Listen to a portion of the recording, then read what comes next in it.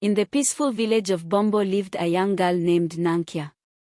Her life was simple and full of the routines typical of village life.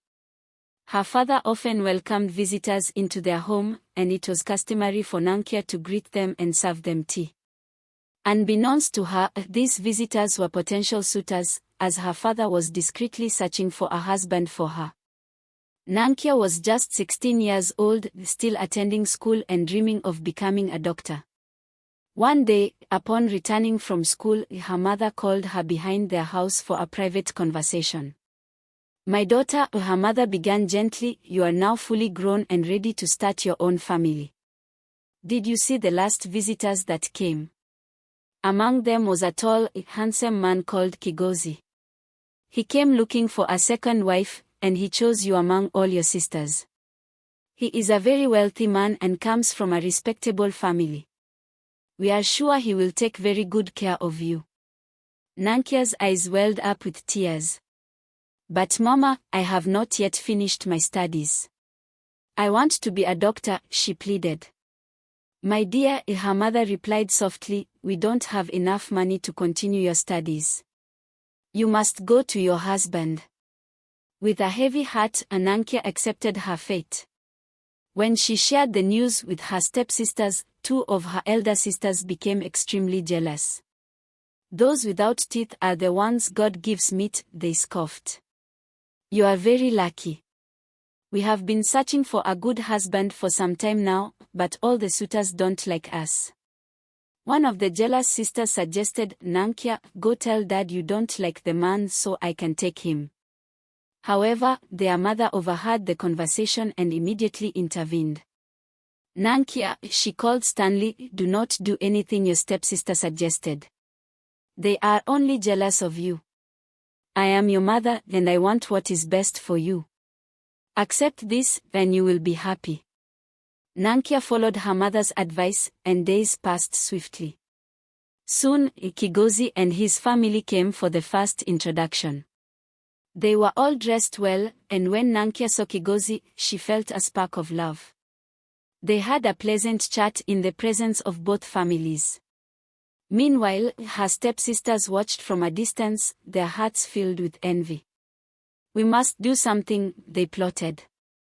"How can this young girl get married before us to a very rich man?" That night, driven by jealousy, they visited a witch doctor. "We don't want her to get anything good from this rich man," they declared. Weeks passed, then the day finally came for Kigozi to collect his bride. The set-off ceremony was grand, and Nankia moved to town with her new husband. Despite the envy and plots of her stepsisters, Nankia hoped that her new life would bring her happiness and fulfillment. When Nankia reached town, she found herself in a world completely different from the village life she had known. She was unfamiliar with modern home appliances and continued to follow the customs she grew up with. She would make breakfast by preparing milk tea and serve Kigozi leftover food just as they did back home in the village. Kigozi found this amusing and would often laugh at her. He started calling her names like Fola, meaning someone who doesn't know anything. Although Nankia didn't let the teasing bother her too much, it made her feel out of place and unsure of herself. One day, Kigozi came home with a lady named Kathy. "My wife," he said, "Kathy is here to teach you everything you need to know about running a modern household." Nankia's heart sank as she looked at Kathy. She was stunningly beautiful and carried herself with confidence. Nankia worried that Kigozi might prefer Kathy over her. Despite her fears, she greeted Kathy politely. Kathy smiled warmly and began showing Nankia how to use various appliances, cook different dishes, and manage household tasks efficiently. Although Nankia felt intimidated at first, Kathy's patience and friendly nature soon put her at ease. As the days passed, Nankia started to learn and adapt to her new environment. Kathy's lessons proved invaluable, and Nankia slowly gained confidence in her abilities. She also noticed that Kathy treated her with kindness and respect, which helped to alleviate her initial worries. Despite her progress, Nankia couldn't shake the feeling of inadequacy whenever Kigozi teased her. One evening, after Kathy had left, Nankia decided to speak with Kigozi. "Husband," she began hesitantly, "I know I have much to learn, and I'm trying my best. But it hurts when you call me names. I want to be a good wife for you, but I need your support and encouragement." Kigozi looked at her thoughtfully. "Nankia, I didn't realize how my words affected you. I'm sorry. I see how hard you're working to adjust, and I appreciate your efforts. I will be more supportive from now on." From that day forward, Kigozi made a conscious effort to be kinder and more encouraging. Nankia continued to improve, and her confidence grew. She and Kathy became good friends, then Nankia's fears of Kathy taking her place disappeared. In time, Nankia not only managed the household efficiently but also found ways to incorporate her village traditions into their modern life, creating a unique and harmonious blend. Her love for Kigozi deepened, and she felt more at home in town. As Nankia grew more comfortable in her new home, she began to make friends in the neighborhood. These friends welcomed her warmly and introduced her to the customs and social dynamics of town life. They became a source of support and guidance, especially regarding her marriage. Among her new friends were Amina, the cheerful woman who lived nearby, and Sarah, a wise and experienced neighbor. They often visited Nankia, sharing stories and advice. One afternoon, while they sat in Nankia's garden enjoying some tea, Amina leaned in and said, "Nankia, marriage can be challenging, especially when you're still getting to know your husband. But remember, communication is key. Always talk to Kigozi about your feelings and concerns." Sarah nodded in agreement. "And don't forget to take care of yourself, too. A happy wife makes a happy home. Find time to pursue your interests and hobbies." Nankia listened intently, grateful for their advice. She had noticed that despite her growing confidence in managing the household, there were still moments of tension with Kigozi. He was busy with work, and sometimes they barely had time to talk. One evening, after a particularly long day for both of them, Nankia decided to follow her friend's advice. She prepared a special dinner, incorporating both her traditional village dishes and some of the new recipes she had learned. As they sat down to eat, she looked at Kigozi and said, "Husband, I've been thinking. I want us to spend more time together and communicate better. I miss the days when we would talk and laugh." Kigozi, surprised by her directness, smiled warmly. "You're right, Nankia. I've been so focused on work that I've neglected our time together. Let's make an effort to reconnect." They began setting aside time each evening to talk, share their thoughts, and simply enjoy each other's company. This small change brought them closer and strengthened their bond. Nankia also heeded Sarah's advice and started attending a local women's group that met weekly. There, she learned new skills, shared her experiences, and made even more friends. This time for herself was rejuvenating and helped her feel more balanced and fulfilled. Her friends continued to be a source of wisdom and encouragement. They advised her on everything from managing finances to handling conflicts with grace.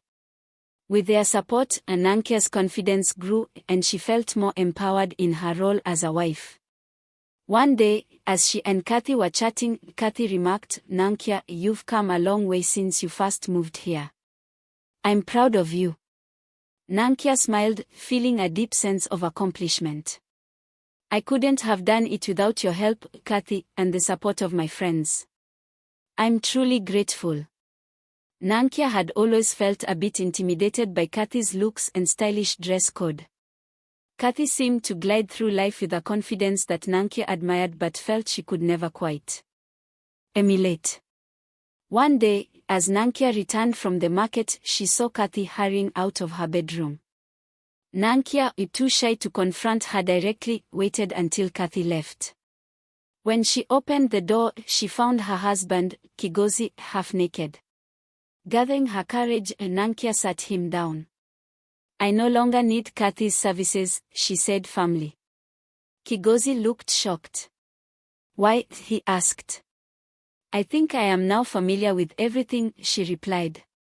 He nodded in agreement, and the next morning, Kathy left.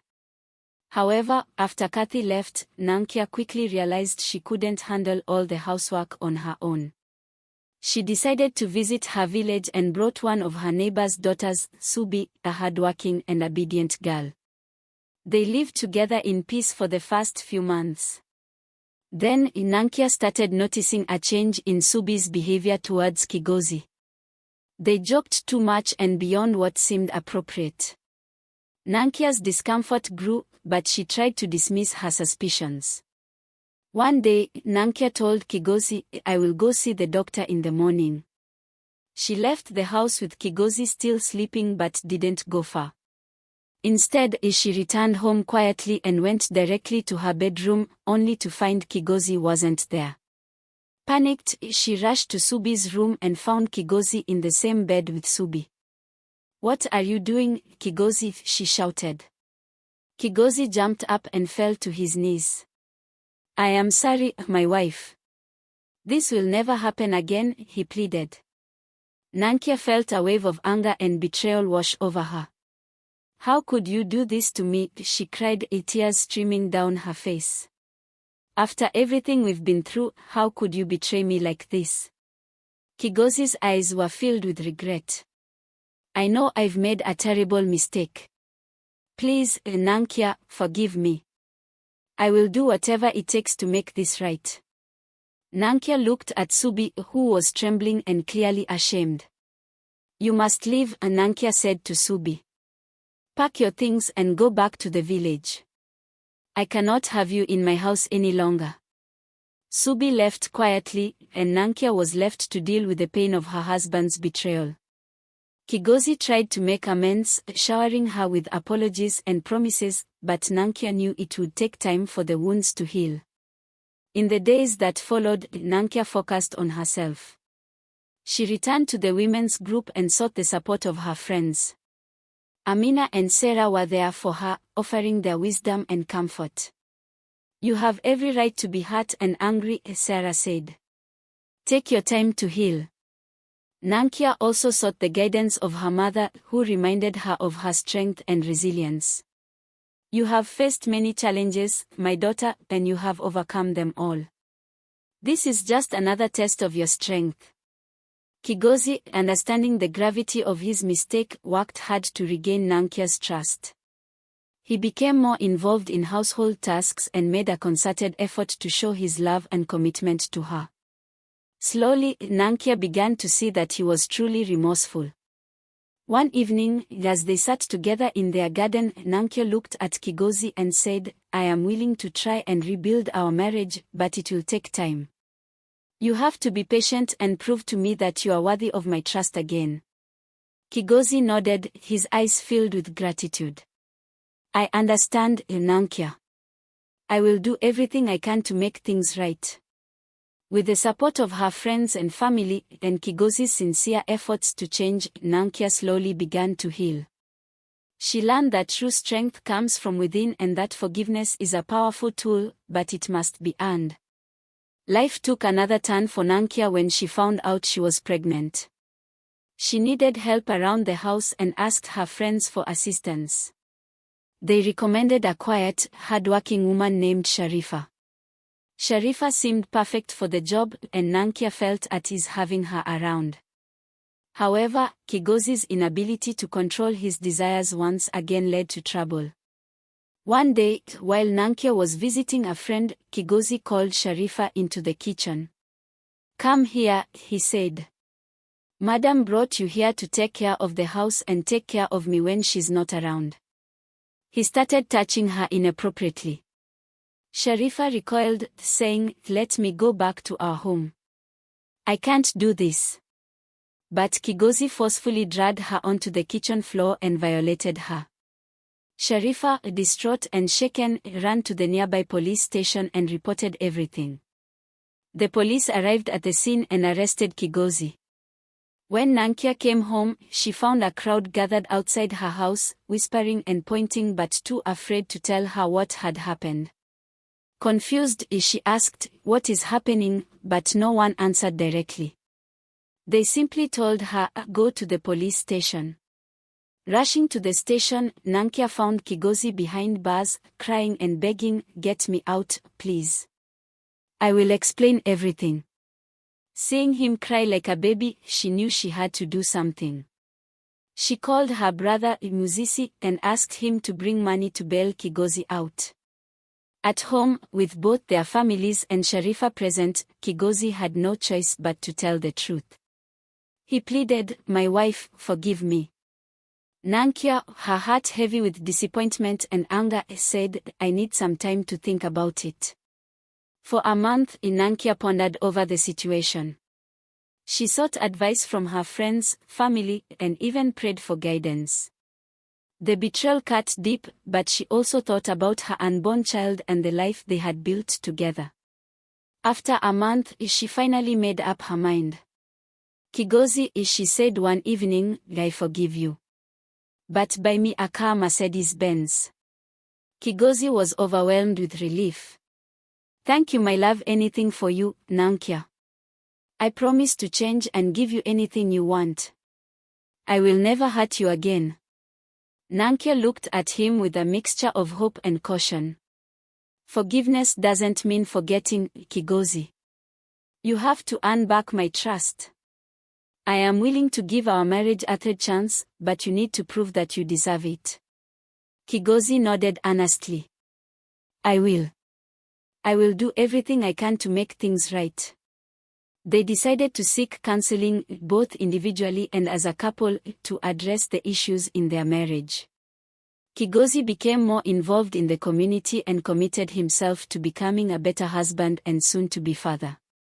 He attended sessions with a local pastor and even joined a men's support group to work on his behavior. Nankia, on the other hand, focused on her pregnancy and the upcoming birth of their child. She continued to rely on her friends for support and kept herself busy with preparations for the baby. As the months passed, Kigozi's sincere efforts to change began to show. He was more attentive, respectful, and supportive and bought for her very nice Mercedes-Benz. Their communication improved and slowly, Nankia's trust in him started to rebuild. When their child was born, it marked a new chapter in their lives. The joy of welcoming their baby brought them closer together, reinforcing their commitment to each other and their family. While the road to healing was long and filled with challenges, Nankia and Kigozi learned the true meaning of resilience and forgiveness. Their journey was far from perfect, but they were determined to move forward hand in hand and build a future filled with love, trust, and mutual respect.